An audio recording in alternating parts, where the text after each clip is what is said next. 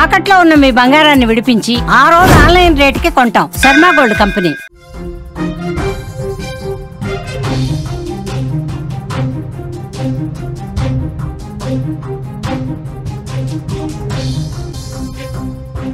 Breaking news చూస్తున్నాం. తిరుపతిలో మృతదేహాలు కలకలం రేపుతున్నాయి. అడవి మధ్యలో 4 మృతదేహాలు కనిపించాయి. పురుషుడు చెట్టుకు వేలాడి ప్రత్యక్షమయ్యాడు. పక్కనే ఒక మహిళ మృతదేహం కూడా ఉంది. వారికి సమీపంలో 2 గుంతలు కనిపిస్తున్నాయి. గుంతల్లో పిల్లల మృతదేహాలు ఉన్నట్టుగా అనుమానం వ్యక్తమవుతోంది. తమిళనాడు కుటుంబంగా అనుమానిస్తున్నారు పోలీసులు. హత్య జరిగిందా లేదంటే ఆత్మహత్య చేసుకున్నారా? ఈ కోణంలో ప్రస్తుతం సీరియస్గా దర్యాప్తు కూడా జరుగుతోంది. అరణ్యంలోకి అసలు ఏ విధంగా వచ్చారనేది ఒక మిస్టరీగా మారింది. పాకాల మండలంలో ఈ ఘటన బయటపడింది. బ్రేకింగ్ న్యూస్ మీరు చూస్తున్నారు. తిరుపతిలో మృతదేహాలు తీవ్ర కలకలం రేపుతున్నాయి. అరణ్యంలో 4 శవాలు. వాళ్ళంతా ఒకే కుటుంబమా? దంపతులతో పాటు 2 పిల్లల్ని ఇక్కడికి తీసుకొచ్చారా? వాళ్ళ మరణానికి కారణం ఏంటి? అక్కడ ఆత్మహత్య చేసుకున్నారా లేదంటే హత్య జరిగిందా? కారడవిలో, నట్టడవిలో వీళ్ళు ఏ విధంగా వచ్చారు? ప్రధాన రహదారి నుంచి అరణ్యంలోకి ఏ విధంగా చేరుకున్నారు? ఇప్పుడు ఇవే ప్రశ్నలు అసలు జవాబు లేనటువంటి ప్రశ్నలుగా మారుతున్నటువంటి సిచ్యువేషన్ ఉంది. తిరుపతి జిల్లా పాకాల మండలం సమీపంలోని దట్టమైనటువంటి అటవీ ప్రాంతంలో ఈ మృతదేహాలను చూసినటువంటి పశువుల కాపరులు పోలీసులకి సమాచారం ఇచ్చారు. ప్రస్తుతం దర్యాప్తు జరుగుతోంది. అసలు అక్కడ ఏం జరుగుతుంది? పోలీసులు ఇంతవరకు ఆ ఇన్వెస్టిగేషన్ ఎంతవరకు వచ్చింది? ఈ విషయాలు మనం తెలుసుకుందాం. తిరుపతిలోనే తిరుపతి మొత్తం కూడా కుదిపేసినటువంటి వార్తగా చూడాలి. ఎందుకంటే అరణ్యం మధ్యలో ఒక కుటుంబమే శవాలుగా కనిపించేసరికి పశువుల కాపరులు ఒక్కసారిగా టెన్షన్ పడిపోయారు. భయంతో పరుగులు పెట్టిన పరిస్థితుంది. ఆ సీన్ చూసి గజగజ వడికిపోయారు. వెంటనే పోలీసులకు సమాచారం ఇచ్చారు. పోలీసులు అక్కడికి వచ్చి చూశారు. పురుషుడు మృతదేహం ఒక చెట్టుకు వేలాడదీసి ఉంది. పక్కనే మహిళ మృతదేహం ఉంది. ఇద్దరిని పాతిపెట్టినట్టుగా సీన్ కనిపిస్తోంది. అసలు ఏం జరిగిందో నిగ్గు తేల్చే పనిలో పోలీసులు ఉన్నారు. దీనికి సంబంధించిన మరింత ఇన్ఫర్మేషన్ మనం తెలుసుకునే ప్రయత్నం చేద్దాం. మా ప్రతినిధి ఉమాశంకర్ సిద్ధంగా ఉన్నారు లైవ్ లో. ఉమాశంకర్, పోలీసుల దర్యాప్తు ఎంతవరకు వచ్చింది? అంత కారడవిలోకి వాళ్ళు అసలు ఏ విధంగా వచ్చారు? ఆత్మహత్య చేసుకుందామనే వచ్చారా లేకపోతే ఎవరైనా కక్షగట్టి చంపేసి ఆత్మహత్యగా చిత్రీకరించే ప్రయత్నం ఏమన్నా జరిగిందా? అసలు వీళ్ళు ఎక్కడ వాళ్ళు? పోలీసులు ఇప్పుడు ఇస్తున్నటువంటి సమాచారం ఏంటి? ఇది నిజంగానే మిస్టీరియస్ గా ఉందని చెప్పొచ్చు. ఇది చిత్తూరు బెంగళూరు హైవే. అంటే ఈ హైవేకి దాదాపు 4 కిలోమీటర్ల లోపల దట్టమైనటువంటి అటవీ ప్రాంతం. అసలు ఇక్కడికి మేము చేరుకోవడానికి చాలా కష్టతరంగా మారింది. ఇంకా మేము ఆ స్పాట్ కి వెళ్ళడానికి అటు రూట్ కూడా కన్ఫ్యూజ్ అయిపోయినటువంటి పరిస్థితి. సో ఆ ప్రాంతానికి రాష్ట్రం వాళ్ళు ఇక్కడికి వచ్చి అసలు మృతదేహాలుగా కనిపించడం ఒకంత చాలా షాక్ గురి చేస్తోంది. ఇక్కడ ఉన్నటువంటి కాటి కాపర్లు వాళ్ళు తమిళనాడు వాళ్ళని నిర్ధారించేశారా? తమిళనాడు అయిన వాళ్ళది?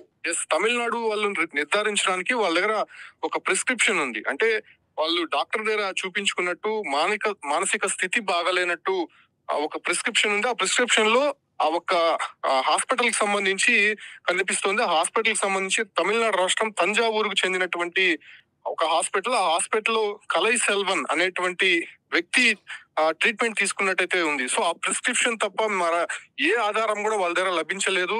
2 పిల్లల్ని వాళ్ళు చంపి పూడ్చిపెట్టినట్టయితే తెలుస్తుంది. ఆ తర్వాత 2 వైఫ్ అండ్ హస్బెండ్ కూడా చెట్టుకి ఉరివేసుకుని ఆత్మహత్య చేసుకున్నారు.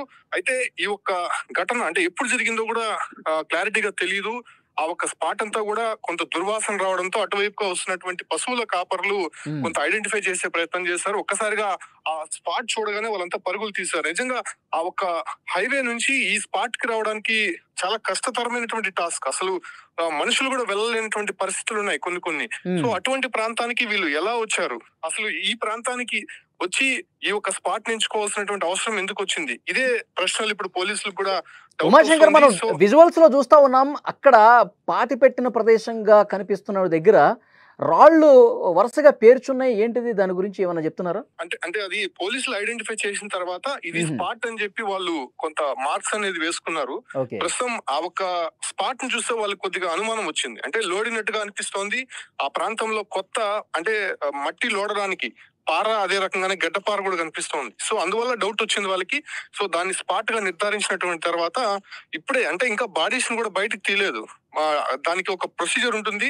రెవెన్యూ వాళ్ళు రావాల్సి ఉంటుంది, డాక్టర్స్ రావాల్సి ఉంటుంది. అక్కడ క్లూస్ టీమ్ అంతా కూడా కొంత క్లూస్ సేకరించిన తర్వాత ఈ ప్రొసీజర్ జరగాల్సి ఉంది. అయితే ఇవాళ ఉదయమే తెలిసింది కాబట్టి సో ప్రస్తుతం పోలీసులంతా కూడా వచ్చి ఇన్వెస్టిగేషన్ చేస్తున్నారు. ఈ ప్రాంతానికి రావడానికి కొంత కష్టతరంగా మారింది కాబట్టి కొంతమంది ఇక్కడ మిస్ అయిపోయినటువంటి పరిస్థితి, అంటే ఇక్కడ ఈ ప్రాంతానికి రావడానికి దారి తప్పైనటువంటి పరిస్థితి కనిపిస్తుంది. వాళ్ళంతా కూడా తీసుకురావడానికి మధ్యాహ్నం పైన పట్టే అవకాశం ఉంది. వచ్చిన తర్వాత మళ్ళీ ఒక క్లారిటీ వచ్చేటువంటి అవకాశం ఉంది.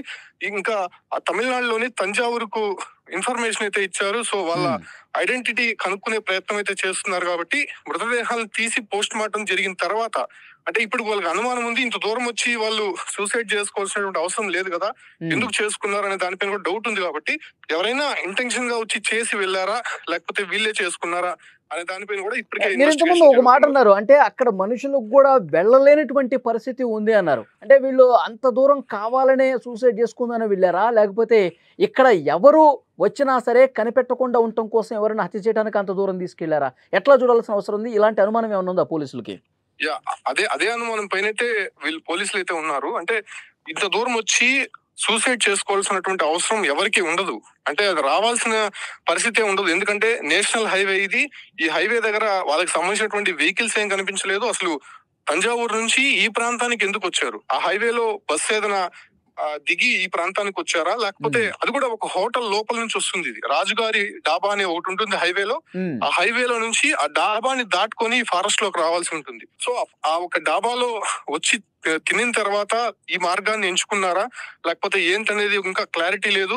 కాకపోతే ఇప్పుడు వచ్చినటువంటి ఈ సీన్ లో చూస్తే మాత్రము వాళ్ళు సూసైడ్ చేసుకున్నట్టుగానే అనిపిస్తోంది పోలీసులకైతే. కాకపోతే వచ్చినటువంటి క్లూస్ టీమ్ కావచ్చు, అంటే డాక్టర్స్ వాళ్ళు నిర్ధారిస్తే గానీ ఇంకా కన్ఫర్మ్ అయ్యేటువంటి అవకాశం లేదు. ఎందుకంటే నలుగురు ఒకే స్పాట్ లో, అది కూడా దట్టమైనటువంటి అటవీ ప్రాంతం, రాష్ట్రం వాళ్ళు ఉన్నారు కాబట్టి సో వాళ్ళకి సంబంధించి ఇంకా పూర్తి వివరాలు అయితే తెలియాల్సి ఉంది. మేము కూడా ఇంకా స్పాట్ కు వెళ్ళడానికి కొంత కష్టతరంగా మారుతోంది. అసలు దారి తప్పైనటువంటి పరిస్థితి. రెవెన్యూ వాళ్ళు ఒక పక్క వెళ్ళిపోయారు, మీడియా వాళ్ళు ఒక పక్క వెళ్ళిపోయారు. అసలు పోలీసులు కూడా కొంత కన్ఫ్యూజ్ అవుతున్నారు.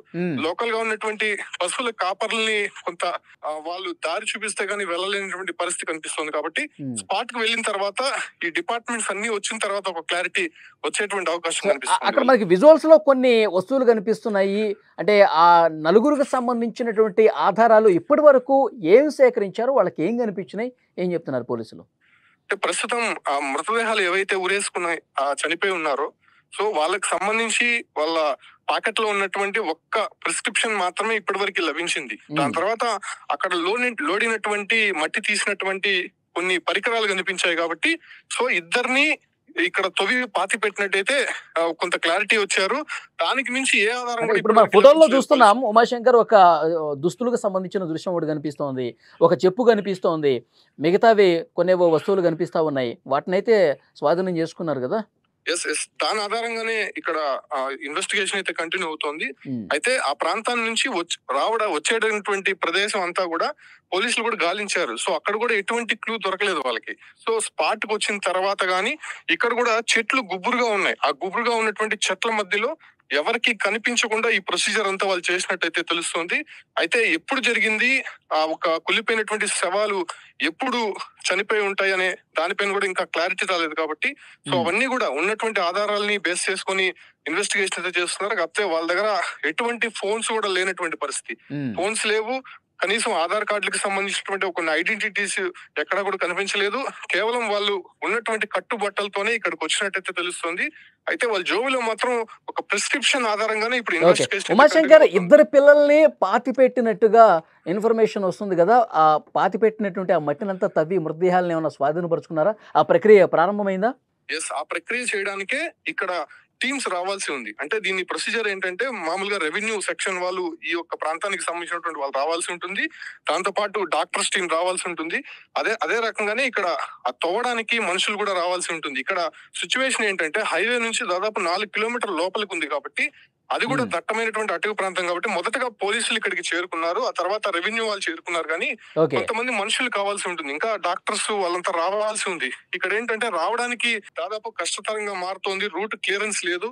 కాబట్టి కొంత లేట్ అయ్యేటువంటి అవకాశం కనిపిస్తుంది. వాళ్ళ మధ్యాహ్నానికి ఆ టీమ్స్ అంతా చేరుకున్న తర్వాత ప్రొసీజర్ స్టార్ట్ అయ్యేటువంటి అవకాశం కనిపిస్తుంది. ఓకే, ఇప్పుడు తంజావూరు నుంచి ఏమన్నా అప్డేట్ వచ్చే అవకాశం కనిపిస్తుందా? వీళ్ళు అసలు ఎవరు, ఏ ప్రాంతానికి సంబంధించిన వాళ్ళు, వీళ్ళకి బాధలు ఏంటి, లేకపోతే ఎవరైనా కక్ష కట్టుకుని చేశారంటానికి ఏమన్నా అనుమానించే పరిస్థితి, ఈ డీటెయిల్స్ ఏమన్నా ఇప్పుడు తెలిసే అవకాశం ఉంది?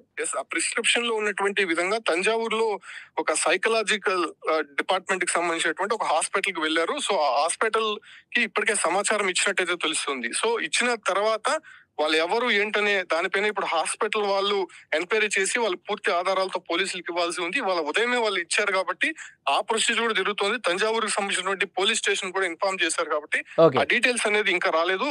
వస్తే గానీ వీళ్ళు ఎవరు ఎందుకు వచ్చారు అనే దానిపైన కూడా ఒక క్లారిటీ వచ్చే అవకాశం. ఓకే ఉమాశంకర్, మరింత ఇన్ఫర్మేషన్ కోసం మళ్ళీ ఒకసారి మిమ్మల్ని కాంటాక్ట్ అవుతాం. అదే తిరుపతిలో ఒక షాకింగ్ వార్త ఇది. 4 మృతదేహాలు అక్కడ కనిపించాయి. ఎందుకంటే ఎప్పుడైతే ఈ వార్త బయటకు వచ్చిందో అక్కడ పశువుల కాపర్లు ఆ కారడవిలోకి, ఆ నట్టడవిలోకి వెళ్తున్న క్రమంలో దుర్వాసన వచ్చింది వాళ్ళకి. ఏందా అని చెప్పి దగ్గరికి వెళ్ళి చూస్తే ఒక పురుషుడి మృతదేహం చెట్టుకు వేలాడుతూ కనిపించింది. ఆ పక్కనే మహిళ మృతదేహం ఉంది. ఇద్దరిని పాతి పెట్టినట్టుగా అక్కడ స్థలం కనిపిస్తోంది. వెంటనే వాళ్ళు ఒక భయగొల్పితున్నటువంటి వాతావరణంలో ఈ షాకింగ్ ఘటన ఇదంతా చూసిన తర్వాత, ఆ ప్రాంతం మొత్తం ఇదంతా చూసిన తర్వాత గజగజ వణికిపోయారు. వెంటనే స్థానిక పోలీసు యంత్రాంగానికి సమాచారం ఇస్తే వాళ్ళు వచ్చిన తర్వాత మొత్తం ఇదంతా చూశారు. మనుషులు కూడా అక్కడికి వెళ్ళాలంటే చాలా కష్టపడాల్సిన పరిస్థితి వస్తుంది. తమిళనాడుకి సంబంధించినటువంటి వ్యక్తులుగా తెలుస్తుంది. ఎందుకంటే తంజావూరులో ఒక హాస్పిటల్కి వెళ్ళిన ప్రిస్క్రిప్షన్ అక్కడ దొరికినట్టుగా తెలుస్తుంది, ఒక మహిళకు సంబంధించి. అలాగే అక్కడ ఉన్నటువంటి వస్తువులను బట్టి కూడా నిర్ధారించారు. మొత్తం 4గురుగా గుర్తించినట్టుగా తెలుస్తోంది.